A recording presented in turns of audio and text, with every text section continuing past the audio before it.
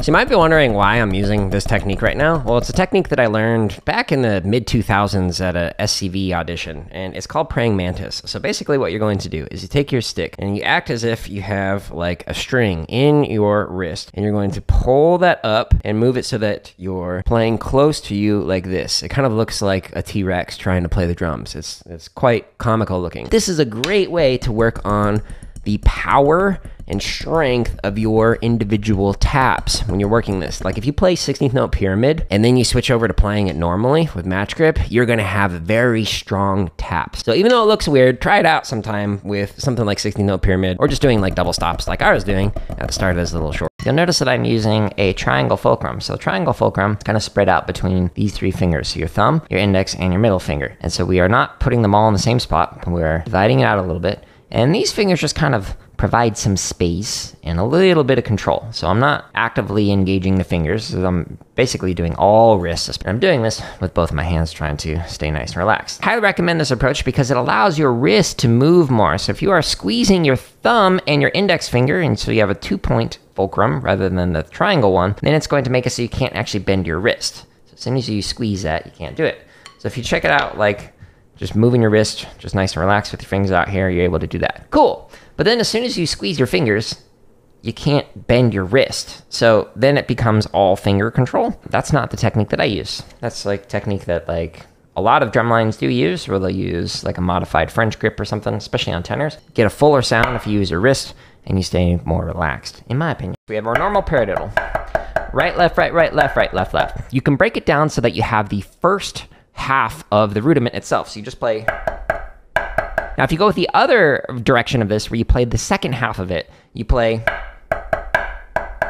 Again, whatever the fastest is that you can play that is the fastest that you'll be able to play paradiddles. So you can work on it by playing like first half, then second half, and you just repeat that ad nauseum, faster and faster. Go up one click at a time. If anyone has some other suggestions of how you improve like paradiddles or a rudiment or whatever, please feel free to leave it in the comments. You strong, Wave? I hit a PR! Ah! Nice. High five to you.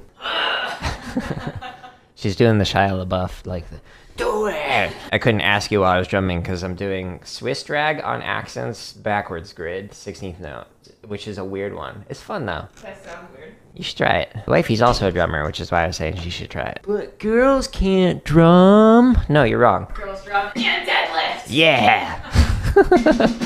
She also games. When I told like the K-8 students that I previously worked with, I had a kid one time who's like, yeah, but is she any good? Okay, so that rep was actually pretty bad. Okay, so the first attack was not in time.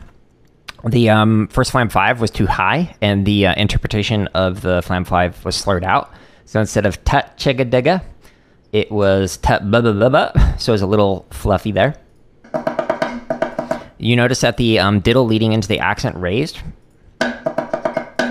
That was too mechanical in terms of like how I was playing that. So the taps are too high, and it was too forced in there. I wasn't just like letting it stay nice and relaxed.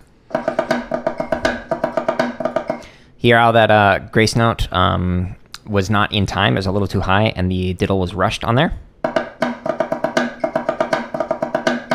Another crushed grace note there. My accents are a little too forced on here. Okay, so again, the interpretation on the right-hand diddles in particular is a little bit off. So that one was a little bit slurred out.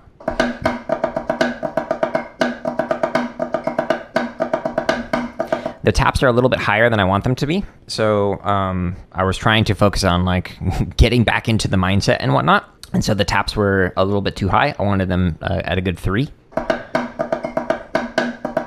Accents were inconsistent there, so the right hand was not as high as the left.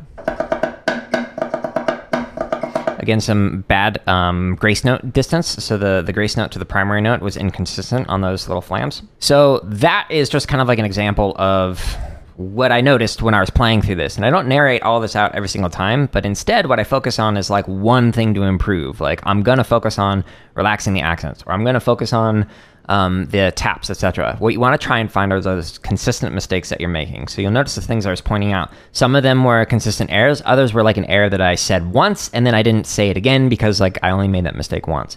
Ignore those, forget about those, focus on the ones where when you play through it, you're like, oh wow, right hand cheeses are slurred out, etc. So all my mistakes are like mental right now. My hands are not the problem right now, it's just me mentally thinking of, oh, here's what I'm gonna say next, or me just talking while I'm playing, and that's messing me up. It's the same thing that happens with a lot of students. When you hear them make a mistake, it's probably mental more than it is physical.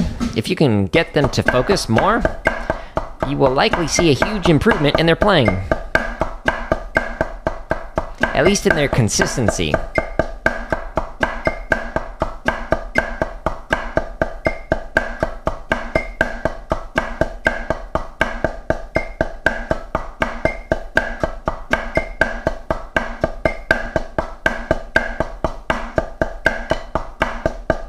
So that grid variation is great for working on your inverts or your upstrokes, but there's 600 more grid variations, play-longs, as slow as 20 beats a minute or as fast as 200, and then there's 1,500 hours of free drumming content, play-longs, and whatnot on my website. So whenever I'm playing these legato strokes, my hand is still connected as a three-part fulcrum, so a triangle fulcrum, and I'm holding onto it nice and relaxed, but I'm opening up space so the stick can move around in between my fingers and whatnot. But on the very last note, all I'm doing is just holding it like this, not squeezing, nothing like that, just letting it so that it stops.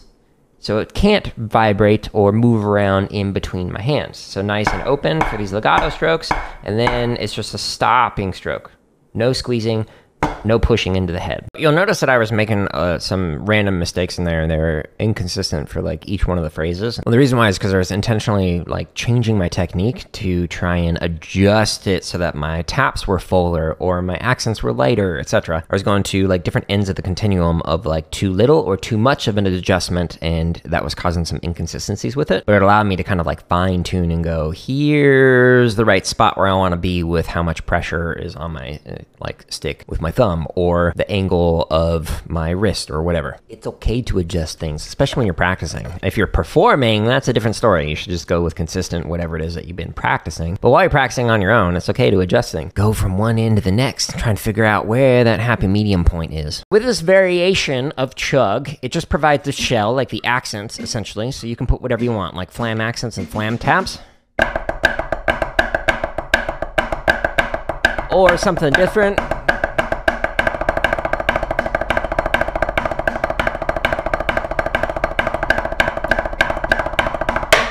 So like in that case, started off with the flam accents and flam taps, then went into paradiddle diddles and paradiddles, and then the very last line did paradiddle fours on the eighth notes. So you can put whatever you want on this framework and practice any variation of chug from 20 beats a minute all the way up to 160 beats a minute.